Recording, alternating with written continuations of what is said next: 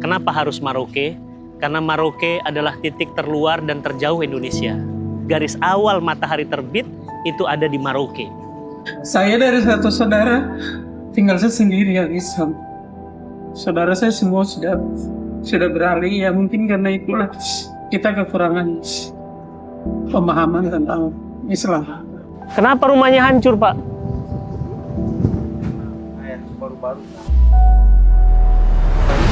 Ini adalah kampung yang hilang karena abrasi.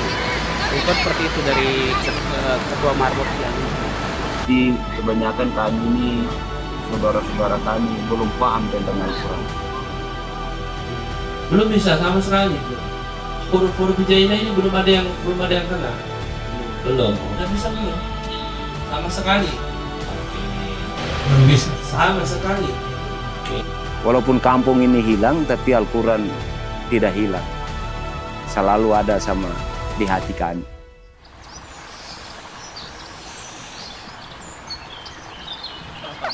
Jam ke Sentani, Ya Allah. kemudian transit sekitar 2 jam. 2 jam lagi. Merauke. Masya Allah, itu udah setara sampai ke Madinah, sekitar 8 Kayak jam. umroh kita ya. Sama kayak umroh, bismillah. Bismillah ya teman-teman, doain ya. Bismillah, semoga berkah semuanya, kita berangkat. Assalamualaikum warahmatullahi wabarakatuh. Ustaz. Sore itu sekitar pukul 5, tim berangkat dari Bogor menuju Bandara Soekarno-Hatta. Perjalanan 1,5 jam tak menyurutkan semangat. Karena ini awal dari misi besar, membawa cahaya Quran ke Merauke, ujung timur Indonesia. Kita langsung sholat jamak dulu, maghrib sama isya. Biar di perjalanan tenang, bisa full fokus. Doain ya, sehat, lancar, bisa sampai Merauke, membawa manfaat, bebasin buta aksara Quran dari Sabang sampai Merauke. Ya. Alhamdulillah. Boring. Bismillah, berangkat. Bismillah. Doakan Bismillah, mudah-mudahan semua lancar. Banyak yang ikut program Indonesia Bisa Baca Quran. Dan kita juga dalam lindungan Allah. Mudah-mudahan semuanya berkah. Berkah karena Quran, berkah karena semuanya. Saya doakan teman-teman semuanya dalam safar saya. Saya doakan dalam safar saya, semua yang berdonasi untuk program Indonesia Bisa Baca Quran. Allah limpahkan rezekinya. Allah berkahi keluarganya. Sakinah, mawaddah, warahmah. Dan nanti wafatnya husnul khatimah. Amin. Bismillah. Perjalanan Ustadz Fatih Karim dan tim pun dimulai. Di tengah malam yang sunyi, keberangkatan dimulai dari Bandara Soekarno-Hatta menuju timur jauh Indonesia. Transit sejenak di Bandara Sentani Jayapura. Langit fajar menyambut, langkah berikutnya menuju Merauke.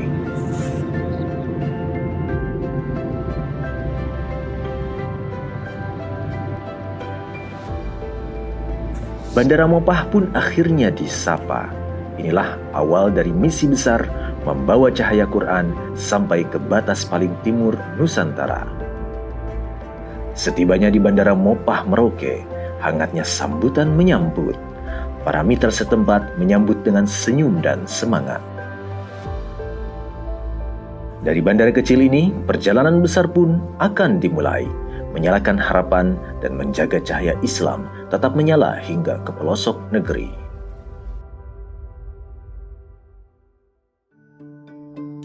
Kenapa harus Merauke? Karena Merauke adalah titik terluar dan terjauh Indonesia. Bisa terbayang Indonesia begitu luasnya, dan garis akhir Indonesia dan juga sekaligus garis awal matahari terbit itu ada di Merauke. Artinya, kalau kita sudah bisa sampai Merauke, berarti lengkaplah sudah perjuangan membebaskan buta aksara Quran di Indonesia yang dimulai dari Aceh, Sabang sampai Merauke. Artinya, kita berjuang sehingga tidak akan ada lagi anak-anak Indonesia, keluarga-keluarga Muslim Indonesia yang tidak bisa baca Quran.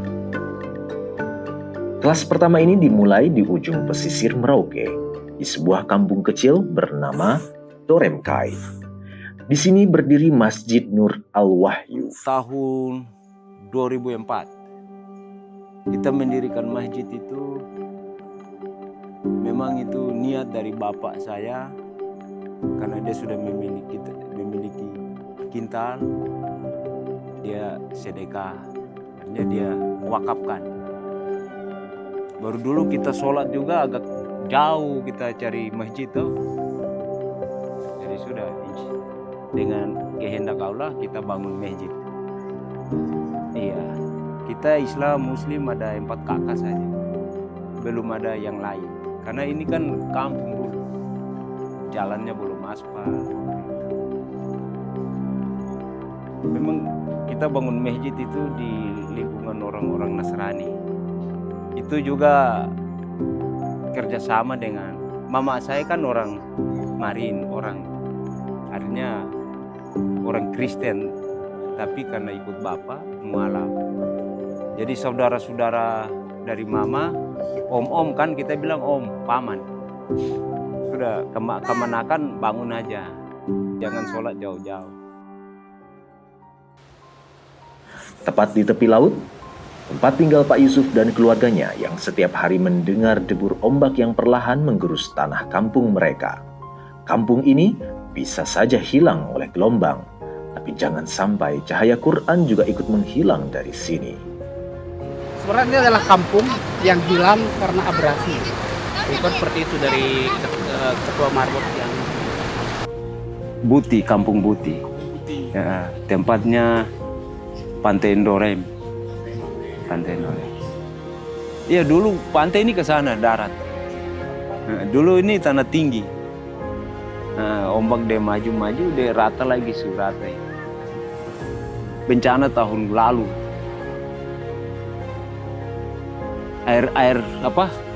Air besar. Berapa rumah? 7 rumah hilang. Bukan hanya daratannya yang terancam, cahaya Quran pun nyaris padam di sini. Di kebanyakan kami ini, saudara-saudara kami belum paham tentang Al-Quran. Insya Allah, alhamdulillah, kedatangan Bapak Doran ini macam membuat kita ada keinginan untuk mendalami Al-Quran yang belum tahu supaya mereka tahu. Sejak pagi, semangat itu sudah terasa. Para peserta tak hanya datang untuk belajar. Mereka datang lebih awal, ikut menata dan menyiapkan tempat. Mereka haus akan cahaya Quran. Di antara mereka ada yang sudah bertahun-tahun menjadi muslim, tapi belum pernah bisa membaca satu huruf pun dari kitab Tuhannya. Sudah bisa baca pokoknya? Belum sama sekali. Belum lancar atau belum bisa sama sekali? Sama sekali belum. Belum kenal dulu sama sekali. Sama sekali belum? Atau masih terbata-bata? Sama sekali. Di kelas ini pula, Ustadz Fatih Karim hadir melihat langsung bagaimana kelas ini berjalan. Menyapa satu persatu anak-anak, menyaksikan bahwa ini bukan sekedar program, tapi perjalanan cahaya yang menyentuh hati yang merindukan hidayah. Di tengah kelas, 2 peserta mu'alaf mendekat. Rupanya mereka belum pernah diberi nama Islam. Ustaz, alhamdulillah nih ada suara kita. 2 orang masuk Islam, baru aja dia pengen punya nama. Ya, Kasih nama Islam. Islam, karena namanya masih sebelah lah. Biar bagus, biar barokah, biar di Ini doa. masuk ke kelas nggak apa-apa? Ya, gak apa-apa, nanti saya bilang ke Ustaz Asep. Nama sebelumnya Efraim Herman. Bismillah, saya memberikan hadiah nama. Ya, nama beliau saya ganti dengan Abdul Karim. Muslih Abdul Karim. Muslih adalah orang yang mensolehkan orang lain. Abdul itu hamba, Karim itu yang mulia. Jadi orang yang mensolehkan orang lain, hamba yang mulia. Masya Allah, ini luar biasa namanya. Ya, buat kakak saya kasih nama. Sebelum namanya siapa? Siapa? Yohana Sadi Mahuse. Yohana. Oke. Saya ganti dengan nama wanita muslimah pertama yang darahnya menetes di kota Mekah dan dia menjadi sahabat Nabi, sahabiah Nabi yang dijamin masuk surga pertama kali oleh Rasul. Saya kasih nama Sumayyah. Nah, jadi dipanggil Sumayyah karena nama itu adalah nama sahabiah, ya, yang kemudian wafat dibunuh oleh Abu Jahal Abu Lahab karena tetap berkata La ilaha illallah Muhammad Rasulullah. Mudah-mudahan dua nama Islam yang saya berikan ini berkah manfaat, dan insya Allah Sumayyah dan Muslih Abdul Karim menjadi muslim dan muslimah yang soleh, mensolehkan orang lain, dan semangat belajar Qur'annya, dan juga ikut berjuang nanti untuk Maroke. Bismillah.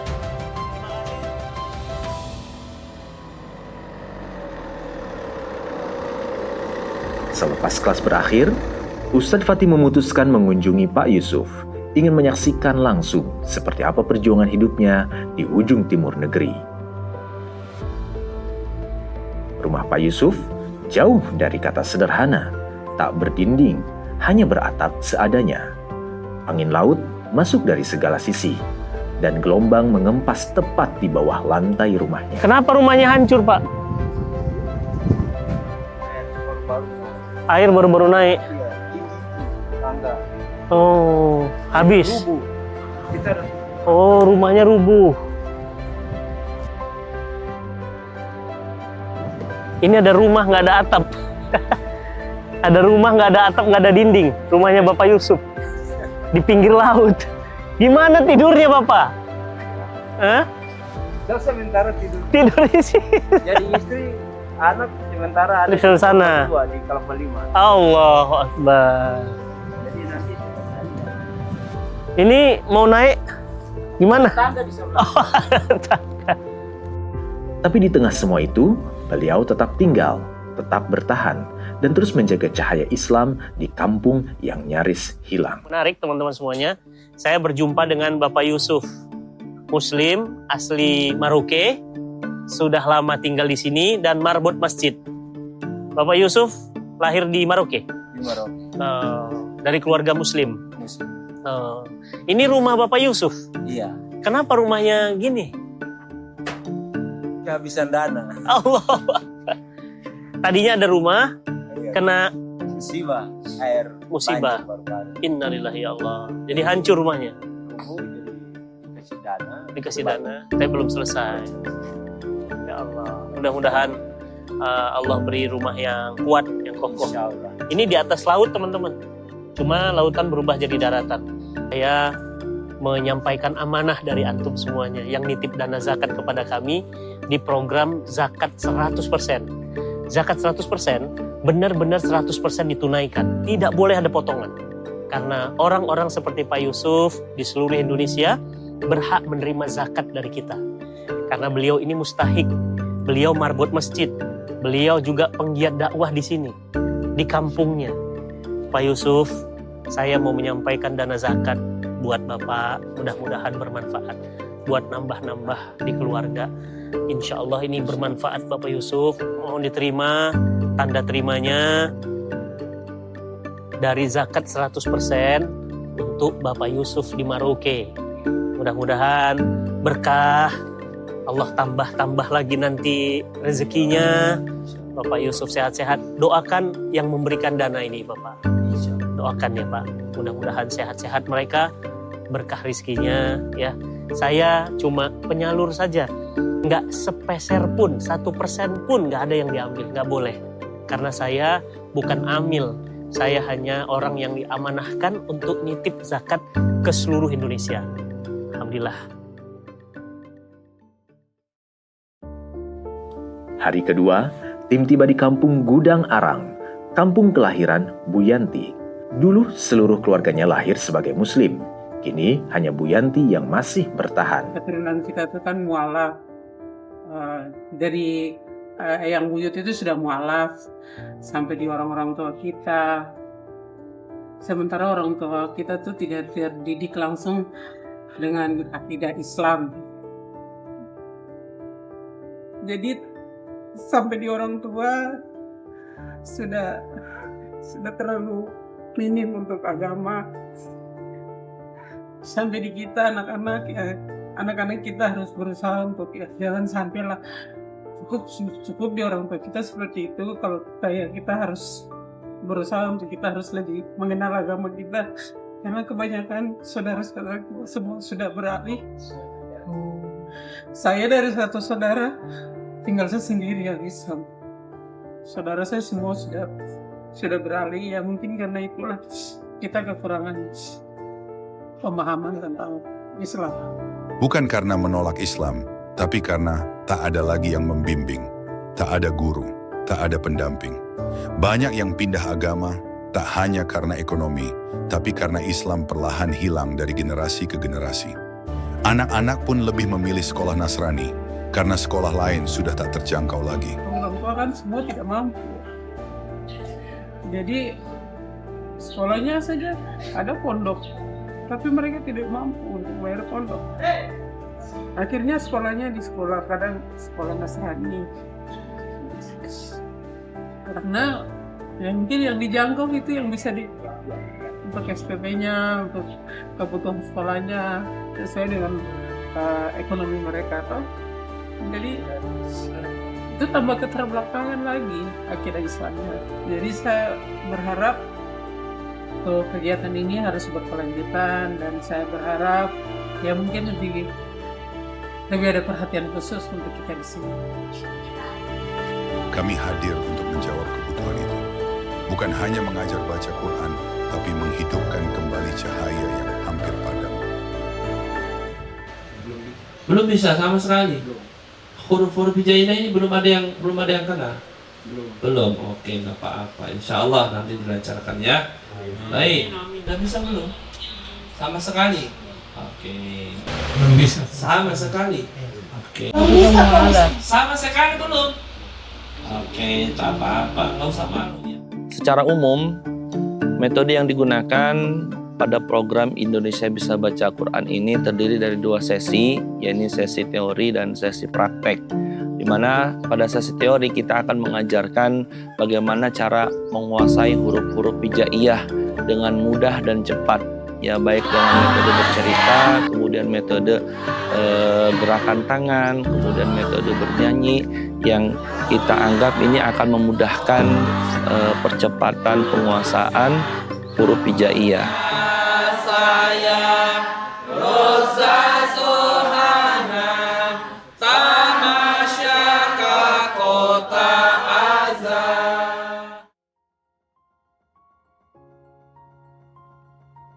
Kemudian di sesi kedua kita masuk ke pengenalan kaidah-kaidah dasar di dalam membaca Al-Quran. Ketika kita masuk ke sesi yang kedua ini, maka di sana nanti ada sesi praktek. Kita akan membagi peserta menjadi kelompok-kelompok kecil dengan 1 mentor di setiap kelompoknya. Jadi nanti setiap peserta itu akan mendapatkan 1 buah modul dalam 1 kelompok, ya.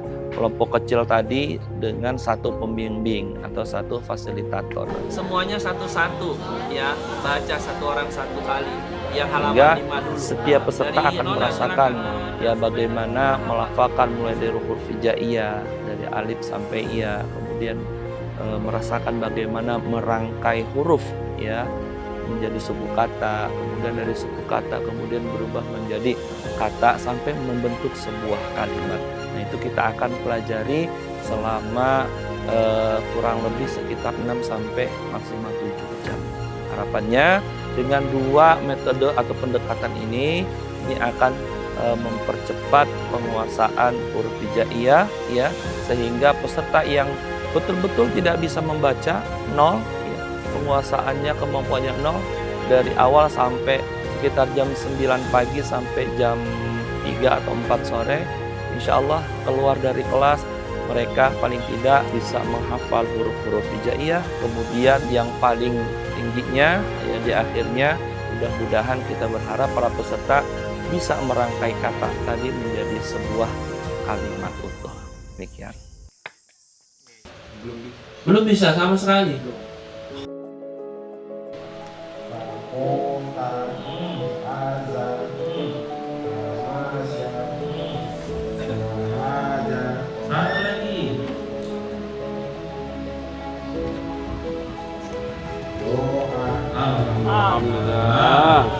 Alhamdulillah. luar biasa. Gimana Bang Rahman rasanya? Bapak-bapak boleh. Hah? Senang. Senang. Bisa walaupun bahasa India senang ya. Iya. Pak Amir. Nama saya Amiruddin Tamala Yolmin. Awalnya memang belum bisa baca Al-Quran. Ketika itu, kenapa saya berpikir harus bisa baca Al-Quran? Atau mungkin di saat anak saya dipanggil pulang, mungkin teguran dari Allah. Karena memang kita sebagai orang tua lalai tidak mau berusaha untuk bisa baca Al-Quran. Alhamdulillah hari ini sudah ada jawaban mungkin dari Allah dengan adanya Pak Ustadz, orang-orang yang mau datang di kampung kita ini untuk mengajarkan bagaimana cara membaca Al-Quran. Ya, saya terima kasih kepada Cinta Quran yang luar biasa dengan metode pembelajarannya yang singkat, tapi kita sudah bisa memahami, kita sudah bisa membaca Al-Quran biar sedikit-sedikit. Alhamdulillah. Saya jadi apa? Sayi. Terus? Rozi. Betul, terus? Douna. Masya Allah, lanjut. Tumashi. Iya, betul. Suji. Suhaji. Masya Allah, alhamdulillah. Alhamdulillah, Pak Amir dan Pak Rahman, dua dari sekian saudara kita di Gudang Arang, kini sudah mulai mengenal huruf hijaiyah. Namun, perjuangan belum berhenti. Kelas terakhir berada di Mataram, jauh di ujung sana. Tak jauh dari bibir pantai, jalan menuju lokasi tak mudah, melewati medan yang cukup melelahkan. Namun, semua itu tak menjadi penghalang. Setiap langkah yang ditempuh adalah bagian dari ikhtiar agar saudara-saudara di sini bisa mengenal, membaca, dan mencintai Al-Quran. Bisa, tapi terbata-bata, belum lancar. Kalau huruf hijaiyah itu udah tahu semua atau? Tahu, ya, lupa-lupa lah, maksudnya tahu tapi tidak sehafal-hafal. Rasa takut saya sih, mungkin takut, kurang percaya diri saja mungkin dari situnya saja. Jadi rasa canggung ke diri sendiri, takut ke diri untuk maju. Jadi begitu mau membaca gugup-gugup, tidak percaya diri lah gitu. Kelas terakhir menjadi saksi perjuangan satu demi satu peserta. Salah satunya Kak Moniati Kanise. Ia masih kesulitan membaca Quran. Bahkan huruf hijaiyah pun kerap lupa. Rasa takut, malu, dan kurang percaya diri kerap menyelimuti hatinya. Namun di kelas ini, ia berani melangkah, mengalahkan rasa malu, menepis keraguan, dan memulai perjalanan barunya bersama Al-Quran. Karena setiap huruf yang dipelajari adalah awal dari cahaya yang menyala dalam hatinya. Siap? Sudah bisa kan? Belum sama sekali? Sama sekali belum kenal huruf? Oke. Belum? Sama sekali belum? Sama sekali belum ya? Oke, nggak apa-apa. Apa ini? Belum bisa. Oke. Karena kan kalau dulu kan di sini belum ada guru ngaji yang dekat toh. Jadi kami di sini susah untuk belajar hafalan Al-Qur'annya itu. Jadi iya, itu kami belajar juga tuh sudah besar, tapi ininya hanya ikronya saja, tapi belum sampai selesai juga. Syahi betul? Syahi? Syahidu, alhamdulillah. Saya berterima kasih kepada Cinta Al-Quran telah mengadakan kelas baca Al-Quran ini. Saya ingin kelas baca Al-Quran ini dilanjutkan lagi di kampung kami. Untuk kami yang belum bisa. Yang terakhir nih, tadi di Yatom.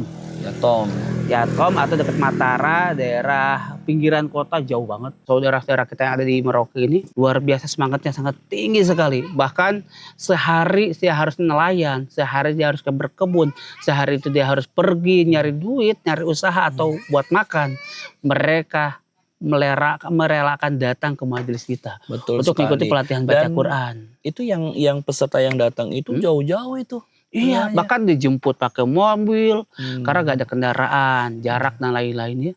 Dan ini kalau menurut informasi ini adalah bentengnya ya kaum muslimin di Papua, di Merauke. Oh. Ya, benteng terakhirnya, benteng paling luarnya gitu. Ya, karena memang udah nyebrang udah Papuan begini. Betul. Tapi sayangnya ya mirisnya masih banyak ya di antara saudara-saudara kita yang masih belum bisa baca Quran. Berdosa juga, ngerasa bersalah ini kalau misalkan nggak ada pembinaan untuk masyarakat sekitar ini ya. Tapi untungnya alhamdulillah ya dari panitia ya yang membantu kita, mitra di lapangan itu insya Allah siap follow up. Oh iya, mereka tuh kan sebenarnya bagian dari pengurus Masjid Raya di Al-Aqsa di Merauke ya. Ya. Dan tentunya memang butuh support ya. Ya butuh support untuk membantu saudara-saudara kita di sini supaya bisa baca Quran. Nah, ini dia salah satu cara untuk terus menjaga mereka agar mereka bisa baca Quran tuh ada yang ngejagain juga.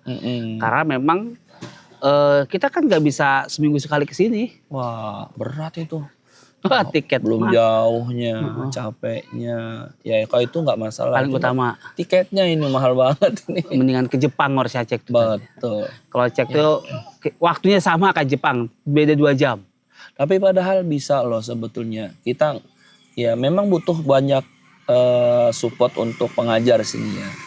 Tapi ya mungkin nggak perlu lah jauh-jauh dari Jakarta ke sini. Oh iya, dari Bogor ke ustadznya sini untuk ngajarin. Cukup dengan sebetulnya dengan mensupport kegiatan cinta Quran gitu ya. Betul. Ya bersama mitra-mitra di lapangan. Ya walaupun tidak ikut ke sini ya nggak usah capek-capek ke sini, tapi insya Allah pahalanya tetap sama itu. Itu dia. Kalau betul. kita ikut mendonasikan sebagian harta kita untuk mensupport syiar Quran ini. Nah, jadi teman-teman sahabat cinta Quran yang memang pengen dapat pahala yang sama, gak usah jauh datang ke sini, capek memang ya.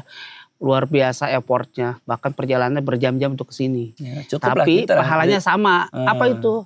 Cukup mendonasikan di program Indonesia Bisa Baca Quran, dan mereka yang belum bisa baca Quran kita bantu agar bisa baca Quran. 1 huruf aja 10 kebaikan.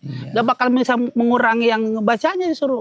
Bagi siapa? Bagi yang sudah mendonasikan di Cinta Quran Foundation di program Indonesia Bisa Baca Quran. Apalagi kita akan bareng-bareng supaya pulang dengan bahagia. Dan program ini bukan cuma sehari 2 hari ya. Kita follow up, ada follow up. Nah, itu kita dia kerjasama dengan mitra di lapangan. Nah, jadi teman-teman ingat hari ini kita di Merauke itu bukan berarti kita selesai tinggal enggak.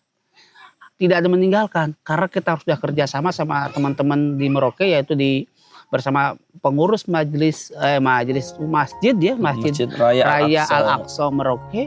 Mereka mengumpulkan para asatijah dan asatiz agar bisa menggawangi kaum muslimin di sini agar terjaga betul ya, sampai mereka betul-betul bisa. Jadi dukung terus program kita di Cinta Quran Foundation di program Indonesia Bisa Baca Quran. Salam satu huruf berjuta kebaikan. Salam Cinta Quran. Assalamualaikum warahmatullahi wabarakatuh. Waalaikumsalam.